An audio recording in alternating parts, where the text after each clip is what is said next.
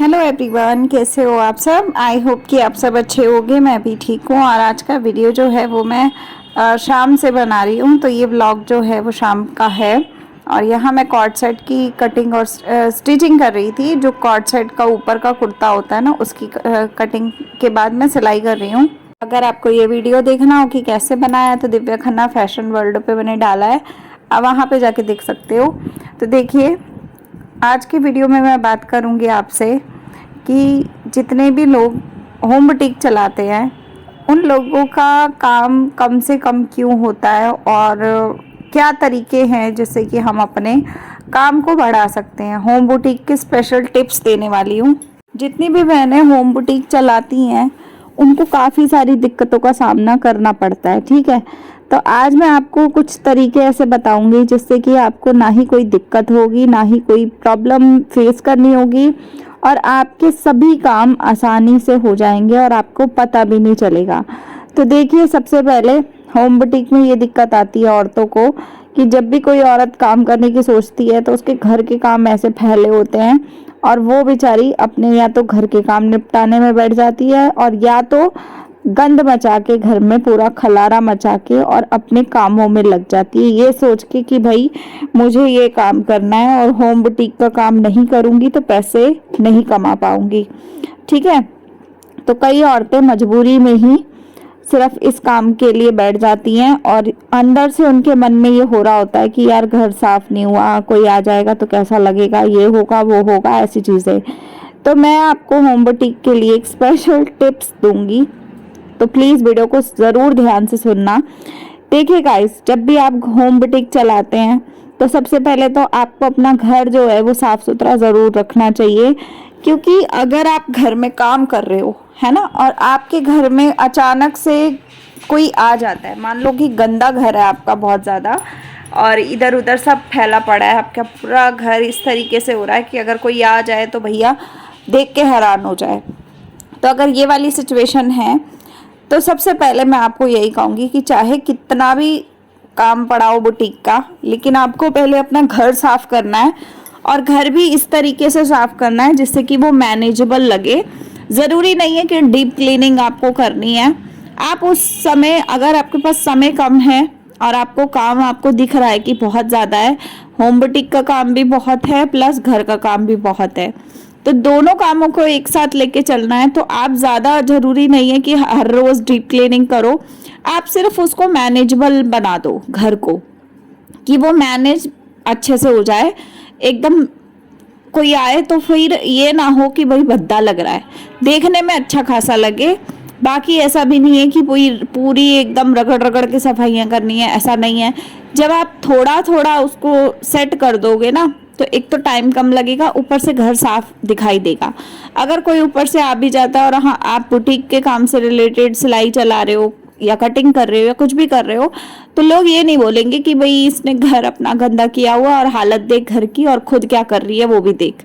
तो जो तानेबाजी होती है ना वो नहीं होगी और घर में लड़ाई कलेश ये सब भी नहीं होगा, ठीक है।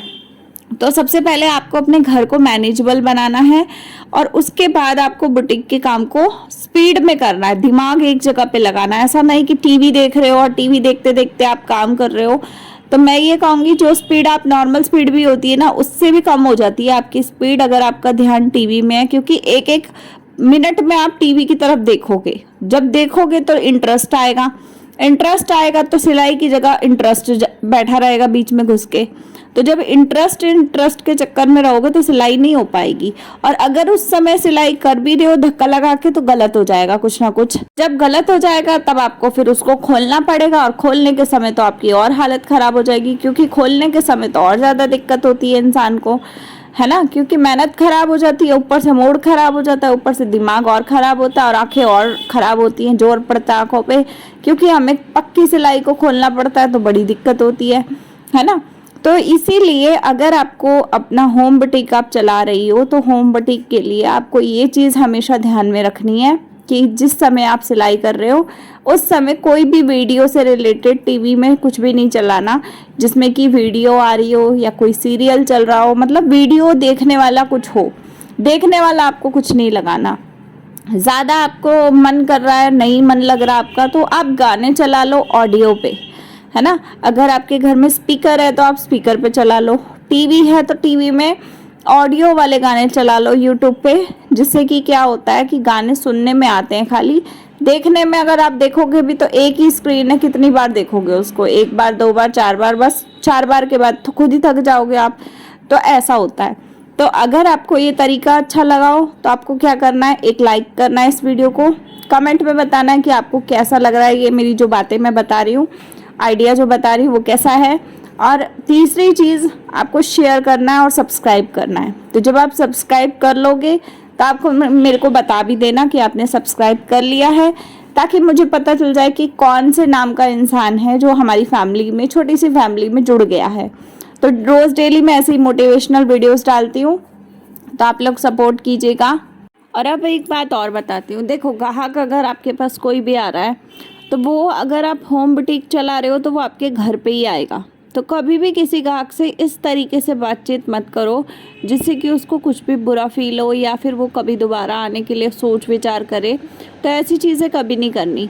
कोई भी कस्टमर आ रहा है, आपको उससे अच्छे से अच्छे तरीके से बात करनी है, इस तरीके से बात करनी है कि उसको आपकी बातों से ही इतना अच्छा लगे कि वो दोबारा दोबारा तिबारा तिबारा आए।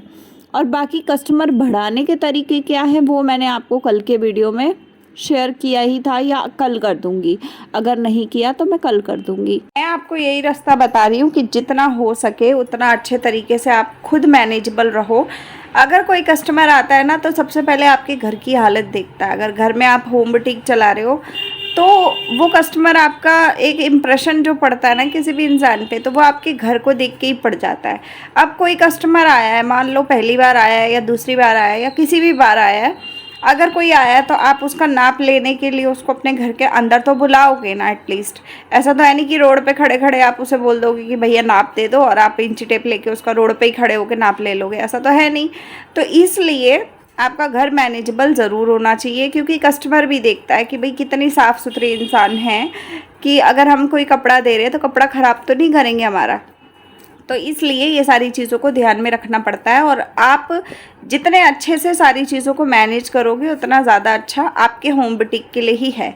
और दूसरी बात, होम बुटीक का रेट आप थोड़ा कम रखो मार्केट से। मार्केट में अगर कोई चीज़ 400 में बिक रही है तो वो चीज़ आप 300 में दो। जब आप ऐसा करोगे तो आपका बुटीक और ज़्यादा अच्छा चलेगा। उसके बाद कस्टमर कोई भी आ रहा है आपके पास तो उनको आप अच्छे से अच्छा सजेशन दो। जैसे मैं अगर अपनी बात करूँ तो मेरे पास कोई भी कस्टमर आता है तो मैं उनको ना थोड़ा सा डिज़ाइनिंग के बारे में बताती हूँ। जैसे मान लो कि मैंने अभी एक सूट पहना है, खुद ने मैंने जो सूट पहना है वो मैंने खुद बनाया है, और मैंने वो सिंपल सा कपड़ा लिया था। ये जो पीच से कलर का या क्रीम से कलर का कपड़ा है, ये सिंपल सा था, लेकिन मैंने इसकी स्लीव्स पे और गले के ऊपर पैटर्न लगा दिया और स्लीव्स पे डिज़ाइन दे दिया, लेस का काम कर दिया। तो यही छोटा सा मतलब कपड़ा जो था, बेकार सा ही कपड़ा था, वही कपड़ा इतना अच्छा खासा लग रहा है और एकदम बढ़िया वाला सूट लग रहा है। तो आप ये सोचो कि अगर आप सूटों में थोड़ी डिज़ाइनिंग दे देते हो ना तो सूटों का लुक ही बदल जाता है। तो मैं वही बात कर रही हूँ कि इस सूट को मैंने वैसा वाला बनाया है, मतलब थोड़ा सा ना फ्रॉक टाइप में नहीं है, ये शायद ए लाइन कुर्ती टाइप में है। तो ए लाइन कुर्ती टाइप में बनाया है। तो अगर आप कस्टमर को खुद अच्छे कपड़ों में दिखोगे या अच्छे कपड़े में पहन के उनको डिज़ाइन बताओगे ना कि ऐसे ऐसे मैं डिज़ाइन बना दूंगी आपका, तो वो कस्टमर और ज़्यादा खुश होता है। क्योंकि कस्टमर को कभी भी बुटीक वाले ये नहीं बोलते कि हम ये डिज़ाइन डाल देंगे वो डाल देंगे। हमेशा कस्टमर जाता है बुटीक के पास, जाके बोलता है कि हमें ये डिज़ाइन चाहिए, है ना। तो वो लेडीज़ को नॉलेज होती है, जिन लेडीज़ को, वो लेडीज़ बता देती हैं कि हमें डिज़ाइन चाहिए। लेकिन जिन लेडीज़ को डिज़ाइन की नॉलेज नहीं होती है वो नहीं बता पाती हैं। तो आपको क्या करना है कि जो लेडीज़ नहीं बता पाती हैं खुद से, आप उनसे खुद पूछ सकते हो।